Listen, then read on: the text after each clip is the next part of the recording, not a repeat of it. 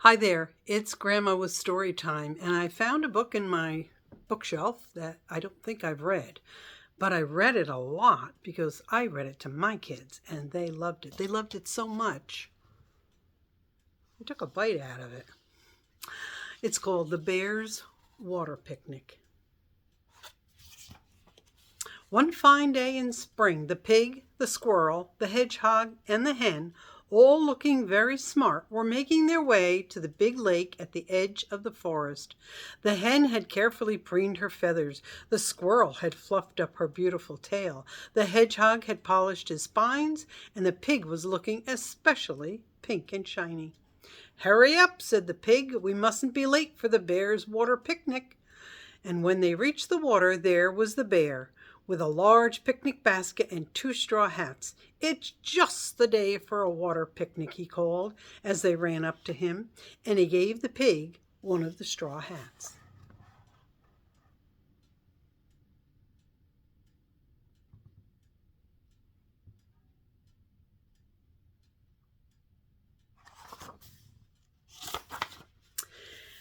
After they had all said hello to each other, the bear showed them his special surprise, a raft he had made. "Let's float it out into the middle of the lake and have a nice quiet picnic in the sun," he said.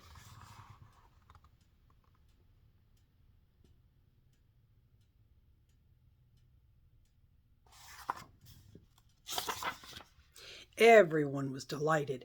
They all settled down comfortably on the raft, and the bear gently pushed them away from the shore with a long pole. And away they went, and away went the raft, gliding smoothly over the blue water between the dark green lily pads.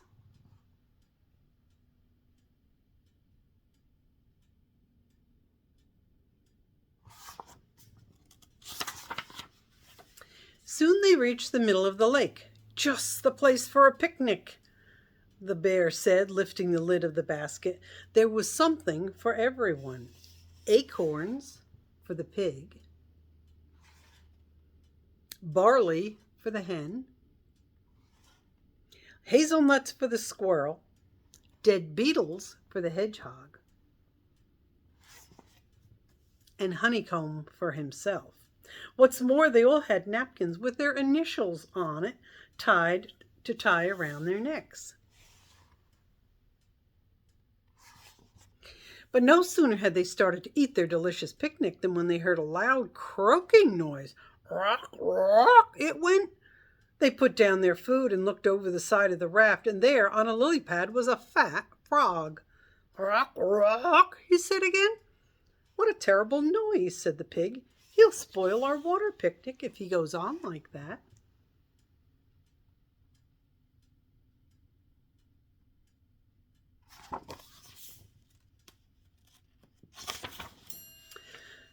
But that wasn't the worst of it. The hen pointed her wing at all the other lily pads. There was a frog sitting on each one, and they all started to go rock, rock. "What a lovely day for a water picnic, rock, rock," they said. "May we join you?"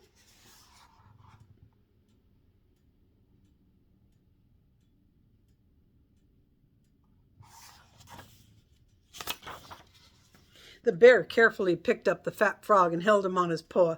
"We'd like very much to share our picnic with you," he said, "if only you would stop going rock, rock." "We can't rock, rock," said the frog cheerfully.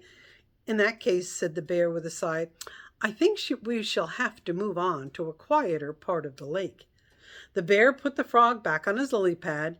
They packed up the hamper and set off again, leaving the noisy frogs behind. They floated across the blue lake until suddenly, without any warning, there was a great bump, and they all fell over on their backs with their legs in the air.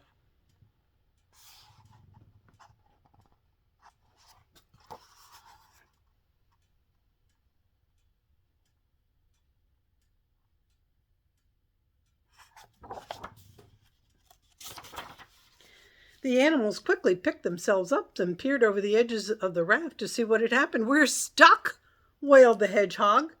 "We've hit a sandbank," said the pig solemnly.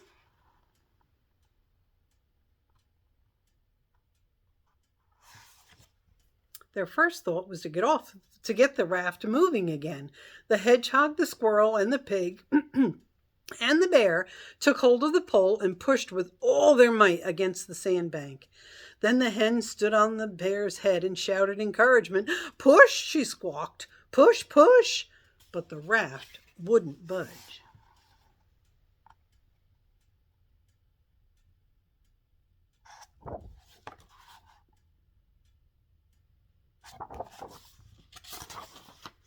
The pig sat down and fanned himself with his hat. "We shall have to stay here until we are rescued," said the hen. "That might be hours," said the squirrel. "We might run out of food," sobbed the pig, and they all sat down looking tired and miserable.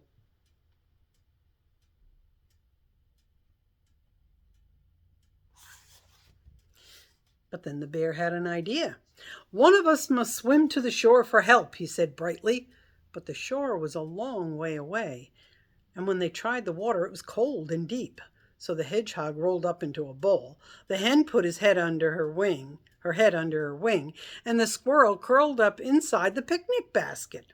The pig looked embarrassed and said, "Pigs can't swim."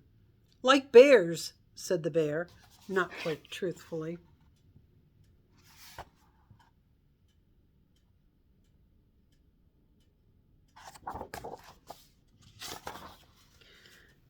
Then the bear had another idea. "Perhaps the frogs will help us," he said. So they stood up and called for the frogs at the top of their voices. And soon the cheerful frogs began to appear, rocking as they came. The animals all started to explain at once what had happened. "That's easy, rock, rock," said the fat frog, and all the frogs began to clamber onto the sandbank.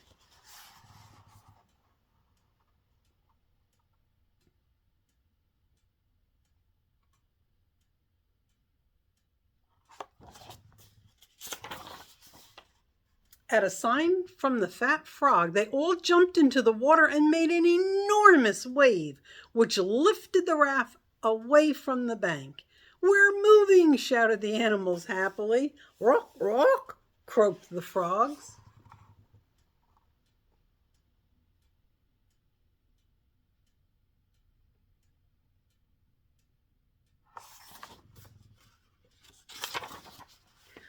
As the raft drifted along, the grateful animals unpacked the hamper and offered to share their picnic food with the frogs. "No, thank you very much," said the fat frog. "You see, your honeycomb attracts flies, and frogs like flies better than anything."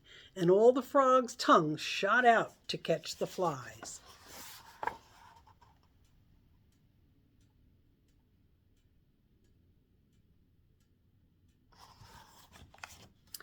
After the animals had eaten enough food and the frogs had caught enough flies, the frogs began to sing their rock, rock song again. But this time the animals were so happy they joined in. The hen clucked, the hedgehog wheezed, the squirrel chattered, the pig snorted, and the bear boomed. They were enjoying themselves.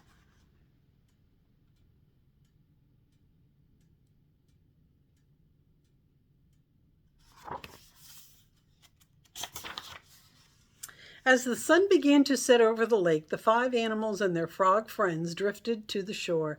"Time to go home," said the bear, yawning contentedly, and they all said goodbye to each other. "Come back soon for another water picnic, rock, rock," croaked the frogs, and they all agreed they would.